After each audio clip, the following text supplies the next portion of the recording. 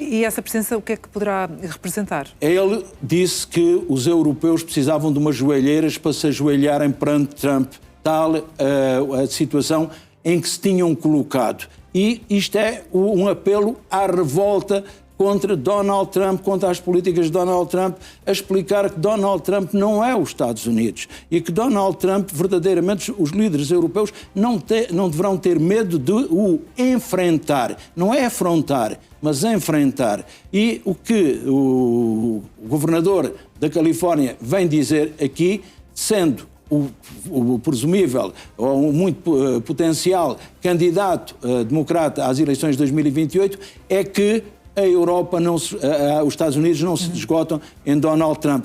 E aconselha os europeus a terem verticalidade, a terem coluna vertebral, a não se colocarem de joelhos, a exigirem aquilo que estão em condições de exigir. Não é pôr-se numa posição de arrogante. Não nos podemos permitir responder a Trump usando a sua estratégia, não colocar numa posição de predomínio que não temos neste momento, mas evitarmos uma subalternidade doentia. Mas os Estados Unidos passaram efetivamente a ser uma ameaça? Passam a ser uma ameaça desde que o seu conceito de defesa nacional explica que verdadeiramente a Europa já não é um aliado. E repare, preocupa-me uma pessoa que vem nesta delegação, é o vice de Rubio, de Marco Rubio. É que o vice de Marco Rubio culpou a Europa por minar a segurança dos Estados Unidos, servindo-se para tal de uma entidade que não é democrática, que é a União Europeia.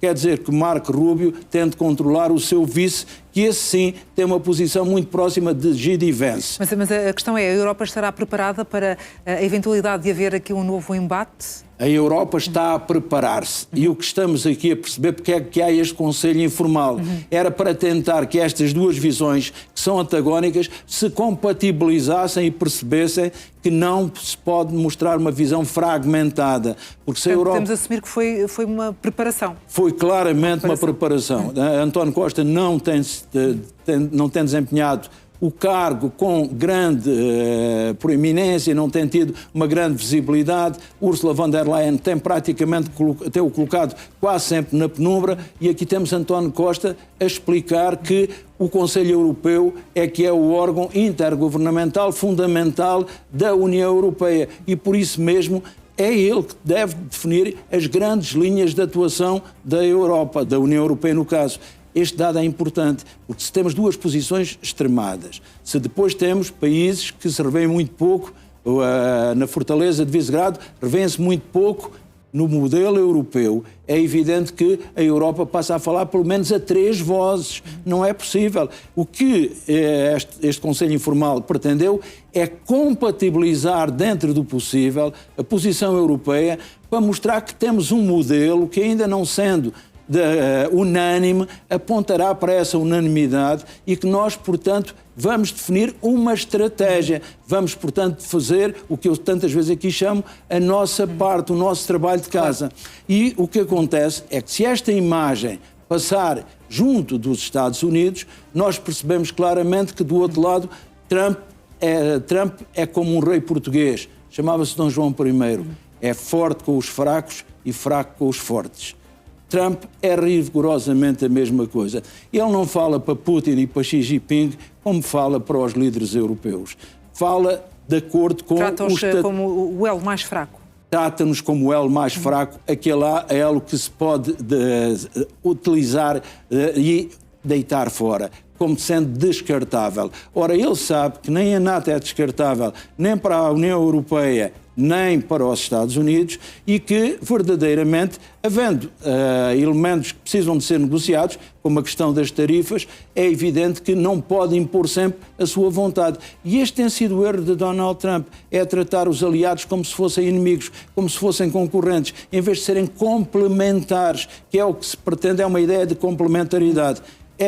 Eu aqui defendo a posição do primeiro-ministro finlandês. O que é que ele diz? E repara, a Finlândia está numa posição muito difícil porque é um vizinho próximo da Rússia e tem território finlandês que foi ocupado pela Rússia. O que é que disse o primeiro-ministro finlandês? Importa que de Munique saia uma base de entendimento.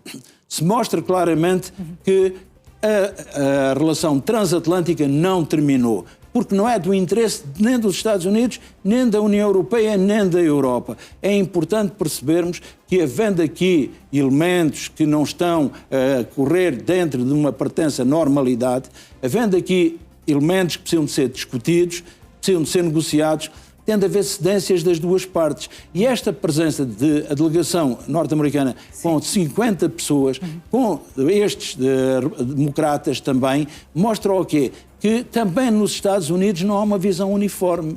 E como não há uma visão uniforme, a Europa tem de se aproximar daqueles que nos Estados Unidos estão mais próximos da sua posição. E quais são esses? Neste momento são os democratas e são os republicanos menos radicais, menos envolvidos no projeto MAGA. Portanto, eu penso que vamos ter 3 dias de encontros. É isso, nessa era de demolição que o professor já tão bem aqui descreveu e que é assim denominado neste relatório divulgado antes da Cimeira de Segurança, o que é que se pode obter ao longo destes 3 dias? O que é que poderá sair de positivo daqui? É uma moderação das posições. É uma tentativa de não arranjar um confronto aberto, mas não aceitarmos ser ofendidos. Porque, repare, não decidirmos... nós falamos muitas vezes aqui do Irão. E o Irão disse que não admite que uma potência externa imponha regras internas. Nós temos de fazer a mesma coisa. Temos de dizer claramente, quando G.D. Vance disse, a grande ameaça para a Europa é a própria Europa. É a Europa, são os líderes europeus. São aqueles que recebem imigrantes vindos de outras latitudes. São aqueles que criam cordões sanitários à volta do populismo cultural ou identitário. Nós não podemos ouvir isto e calar. Isto é não ter respeito próprio. Nós temos de ter uma posição de explicar que a União Europeia não vai interferir na política interna dos Estados Unidos. Acaba por a afetar, mas não intervém. O mesmo se tem de passar com a política norte-americana. Quer dizer que o facto de nós termos um déficit, um atraso no que diz respeito à competitividade, não faz de nós criaturas menores. Quem não se respeita não merece ser respeitado. Eu espero que os líderes europeus se respeitem e respeitem os respectivos povos, o respectivo eleitorado. E que façam o quê? Digam aquilo que verdadeiramente é o realismo, o pragmatismo com princípios. É dizer, nós pertencemos à ordem liberal ocidental. Nós queremos um mundo em que os direitos de primeira geração estejam garantidos. Nós percebemos claramente que cometemos pecados, não definimos uma estratégia. Apostámos demasiado em determinadas valências e não valorizámos devidamente outras, designadamente a segurança e defesa. Nós estamos prontos para corrigir o nosso erro, para apostar numa nova estratégia. Por isso damos 5%, dizemos que vamos dar 5% para a NATO, para a defesa. Porquê? Porque a defesa, a segurança é a base de tudo o resto. Nós criamos o Estado para garantir a vida e a propriedade. Portanto, o que é que eu espero desta conferência? Espero que as posições fiquem menos extremadas. Tudo aponta nesse sentido. Agora temos de perceber que Marco Rubio presta contas a Donald Trump. E Donald Trump tem, dentro da sua previsibilidade, um grau elevado de imprevisibilidade. Exatamente. Professor, as suas declarações mostram-nos que devemos manter, nós, europeus, sobretudo que nos toca, devemos manter essa esperança. Falta de esperança e dificuldades tem também encontrado, e muitas, a Ucrânia. Agora estamos a dias de se completarem 4 anos de guerra, com intensificação de ataques por parte da Rússia, mas também aqui, prestes a realizar-se uma nova ronda de negociações, está agora marcada para os dias 17 e 18, ou seja, na próxima semana, e pela primeira vez uma reunião trilateral que vai acontecer na Europa, em território europeu. Em território europeu, mas não da União Europeia. Pois. E isso faz toda a diferença. Uhum. Repare, quem convida novamente para esta cimeira? Os Estados Unidos. Portanto, os Estados Unidos convidaram a Ucrânia, que já disse que sim, e a Rússia, que também já disse que sim. Confirmou-se. O que acontece é, precisamos de saber, para já, 2 elementos. Primeiro, qual é a composição das delegações? Precisamos porque se as delegações aumentarem o número de participantes de decisores políticos, significa que a paz está mais próxima. Há um avanço. Há um avanço. Se ficarem ainda, principalmente no plano militar, significa que a situação da definição dos territórios que a Ucrânia irá ceder continua a ser um ponto de discórdia muito elevado. Depois é preciso percebermos se as reuniões vão ser frente a frente ou não. Se serão reuniões em que na mesma mesa estão, de um lado, os representantes ucranianos, do outro lado, os representantes russos e, à cabeceira, os representantes dos Estados Unidos e os representantes também, o anfitrião, que é a Suíça. Se isto acontecer, é um belíssimo sinal. E ajuda-nos a perceber, já, antes de mais, porque nós não conhecemos ainda quem é que, ainda não são conhecidos os nomes, a lista dos participantes. Ajuda-nos a perceber porquê a Suíça. Sabemos que é território neutro, mas porquê é que a Suíça se disponibiliza para ser palco? Precisamente por ser neutro. Sim. Significa que nós percebemos claramente que os Estados Unidos, e o quadro que vamos mostrar a seguir, os gráficos que vamos mostrar a seguir, mostram que os Estados Unidos não são neutros neste conflito. Tanto assim que mas temos visto sempre as reuniões remetidas para os Emirados Árabes Unidos. Porquê na Europa, então, agora? Puxa-se para a Europa, sem ser na União Europeia, para um país neutro, para garantir uma certa neutralidade, porque, de facto, nos outros locais em que houve reuniões, como por exemplo em Abu Dhabi, o que é que acontece? Os Emirados têm uma relação privilegiada com os Estados Unidos. E significa que não há esta neutralidade que a Suíça tem e que sempre teve, no sentido de explicar que a Suíça é um país europeu, é o país em que há mais referendos e o referendo é uma marca da democracia direta. Ainda há, neste momento, na Suíça, 3 cantões muito pequeninos em que não há democracia representativa, é democracia direta. Significa, portanto, que são os cidadãos que escolhem... Tomam as decisões. Tomam todas as decisões. E em que não têm representantes, têm comissários para fazer as obras, que não são representantes, são membros do povo. 3 cantões ainda têm este regime. Chama-se isto democracia direta. E o que acontece é que na democracia, na Suíça, tudo obedece a este elemento. Mas não é possível neste país que, neste momento, repare, neste momento está em perspectiva na Suíça um novo referendo. Sabe para quê? Para limitar o número de cidadãos. A dizer que provavelmente só querem 10 milhões de cidadãos. Mas isso é para quê? Para controle de taxas de natalidade, inclusive, ou tem que ver com a imigração? Terá a ver com tudo. Significa que este país só tem condições para um nível de vida digno para 10 milhões de habitantes. E, portanto, isso vai ser objeto de quê? De referendo. E se a maioria dos suíços decidirem sim, será implementado. Porque este é um país muito diferente daquilo que nós chamamos a democracia representativa aqui no resto da Europa. Mas é um país europeu.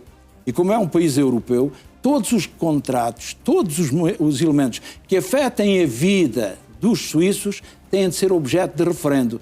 Se for preciso fazer um acordo comercial, é objeto de referendo. Aqui é a mesmíssima coisa. Então este país tão neutro era o país ideal. Porque, repare, qual era o país anterior que era apresentado? Era a Hungria de Viktor Orbán. Tinha 2 problemas. Um primeiro era na União Europeia, mas era um aliado de Vladimir Putin. Então, é evidente que a Ucrânia não se sentia muito minimamente confortável em ir a Budapeste, apesar da beleza da cidade. Aqui é a mesmíssima coisa. Vamos a Genebra. Repare, já viu quantas organizações internacionais estão sediadas em Genebra? Essa é que é a grande questão. Estão muitas. Precisamente porquê? Por causa do elemento neutral da Suíça. E é isto que leva a reunião para a Suíça. É uma reunião que, como eu disse, pode ser uma continuação da Abu Dhabi, mas no sentido do aprofundamento. Vamos esperar. Repare, há um elemento muito importante para além deste. São 2 dias. É terça e quarta-feira. O que significa que terça-feira não ficará pronto aquilo que é para decidir. O que prova o quê? Que diz que falta pouco para estarmos de acordo sobre tudo. O problema é o que é esse pouco. É que esse pouco é um muito. há aqui elementos como Zaporídia e as cedências territoriais que são, portanto, não são por menores, são por maiores. E este elemento é fundamental. O prevermos 2 dias para reuniões significa que as duas partes vão ter tempo para explicar até que ponto é que estão disponíveis para fazer concessões. E nós assistimos, em Abu Dhabi, ontem ainda falámos disso, pela primeira vez a Rússia também é disponível para algumas concessões. Não aquelas... é séria essa mudança? Nós já ouvimos Zelensky pedir mais uma vez, na véspera agora desses novos encontros, seriedade e responsabilidade nos encontros de Genebra. Nós nunca sabemos o que está na cabeça de um ditador. E não sabemos se os compromissos assumidos são para cumprir ou não. Porque percebemos claramente que a invasão da Ucrânia vai contra o direito internacional. E a sua proteção territorial estava salvaguardada por um acordo que Putin não respeitou. Portanto, nós nunca temos uma garantia disso. E é por isso que é preciso percebermos, não é uma corrida às armas, não é uma nova Guerra Fria. Nós precisamos verdadeiramente aqui, a União Europeia, de apostar na sua segurança e diminuir a sua dependência, ganhar aquilo que se chama a sua independência estratégica. Não é uma independência no sentido de virmos a liderar uma ordem, não é uma independência no sentido de nos tornarmos uma potência nuclear. Repare que nós não queremos apostar no nuclear, só temos um país nuclear, que é a França. A grande verdade é, a Suíça aparece aqui como este elemento que pode levar a um apaziguamento, a uma desescalada do conflito. E 2 dias em vez de um é muito bom. Repara, esta cimeira em Munique tem 3 dias. Não é para falar em todos, é porque os assuntos em discussão são assuntos muito sérios. Que levam o seu tempo, sim. E que as posições estão muito extremadas. Então vamos tentar fazer o quê? Encurtar esse distanciamento das posições. O que é que já se conseguiu em Abu Dhabi nas negociações? Conseguiu-se uma aproximação, mas é uma aproximação ainda muito leve. Eu acredito que Genebra poderá dar uma aproximação maior. Se isso acontecer, e volto a chamar a atenção para a composição, que em breve saberemos das comitivas, tanto da ucraniana como da russa, vamos começar a perceber se a paz ainda está ao fundo do túnel ou se ainda só podemos falar num cessar-fogo e não na paz. Mas há um dado importante para a Ucrânia. Eu trouxe um gráfico que eu pedi à nossa organização que mostrasse, e é um gráfico que tem 2 partes. Este gráfico vai permitir aos senhores telespectadores um dado muito importante, que é trabalharmos com base em dados e não em opiniões. O que é que estamos a ver, professor? À esquerda nós temos, com o quê? Com a ajuda que tem sido prestada à Ucrânia. Sim. À esquerda temos a ajuda militar. E percebemos que em 2022 a ajuda militar, que é o ano da invasão russa da Ucrânia, a ajuda militar à Ucrânia era essencialmente fornecida pelos Estados Unidos, a seguir pela Europa e depois pelos outros. Quem são estes outros? É a Turquia, é a Austrália, é a Nova Zelândia, é o Canadá, são países, é a Índia, é o Japão, são países que não pertencem à Europa. E se repararmos um pouquinho, esses países pouco contribuíram. Em 2023, com o intensificar da ação russa, nós percebemos que os Estados Unidos ainda deram mais auxílio militar. A Europa também aumentou o seu auxílio militar, a sua ajuda militar. E reparem que atingimos um valor quase que pôs em causa alguns dos orçamentos nacionais. Em 2024, os Estados Unidos baixaram o seu contributo e a Europa aumentou. Os outros mantiveram sensivelmente o mesmo. Em que ano? Em 2024. 2024? O último ano da presidência de Joe Biden. Ainda, sim. 2025, em novembro de 2024, houve eleições para a presidência. Donald Trump venceu. Venceu, temos 2025. É a última barra. O contributo militar dos Estados Unidos é aquele pequenino cor de laranja que está cá em baixo. Muito fundo, muito pequenino. Barra, sim. E quem é que passou a prestar o grande apoio militar à Ucrânia? Nós, a Europa. É por isso que eu não compreendo as queixas de Zelensky relativamente aos parceiros europeus em Davos. Porquê? Porque se alguém nunca abandonou a Ucrânia, foram os europeus. Poderíamos ter feito mais com a frota fantasma russa, mas fizemos muito.